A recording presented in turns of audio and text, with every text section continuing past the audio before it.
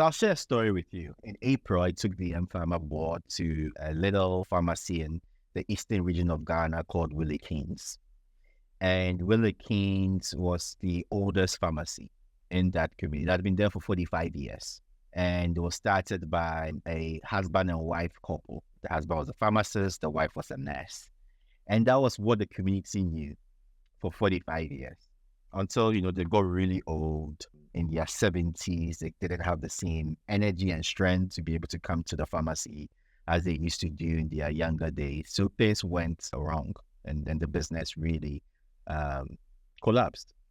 So a year ago, the son decided to revive the pharmacy if he could, one last attempt to see if it could work. And so he picked up the phone and called the Quality RX team in Ghana. And it was an intense debate at mPharma, I remember, before he came to me, because obviously the numbers didn't make sense. For us to do that, it was too risky. So obviously our finance team said, no, we can approve this. But the business team felt that there was something in there.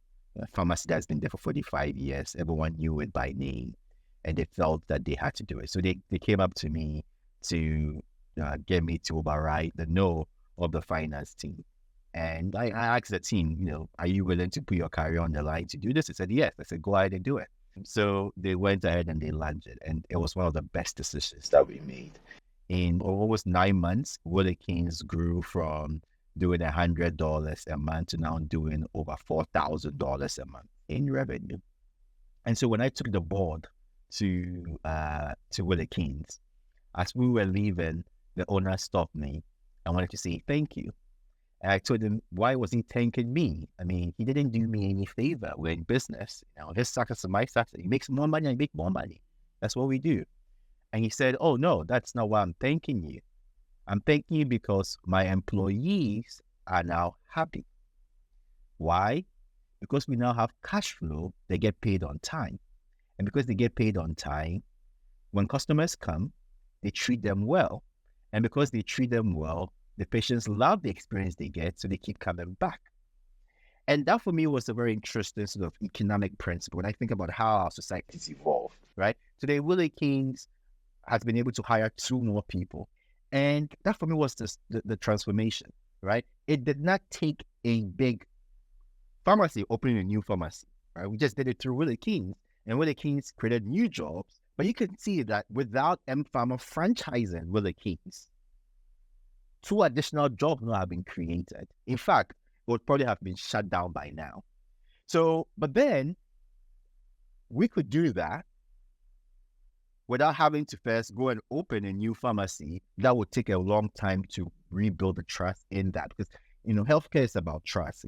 You're serving people when they are at their most vulnerable moments. And so my belief had been that the way we scale retail is really to improve the trust that exists within these small businesses that are the backbone of retail. It's not to take business from them, which a pure e-commerce play could do, or B2B, which is just about product distribution, where the actual customer experience is not really tackled.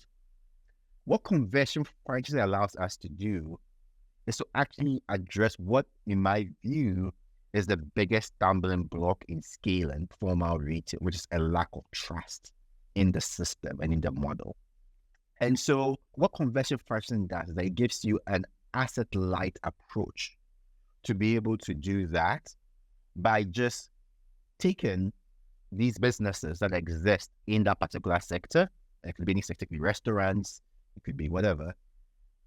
Try to create standard operating models, standard experiences, standard pricing, and the fact that if I, as a consumer, see that now my local business has this new brand on top of it, it directly connotates that small business has gone through a change that I should see in the type of service I get.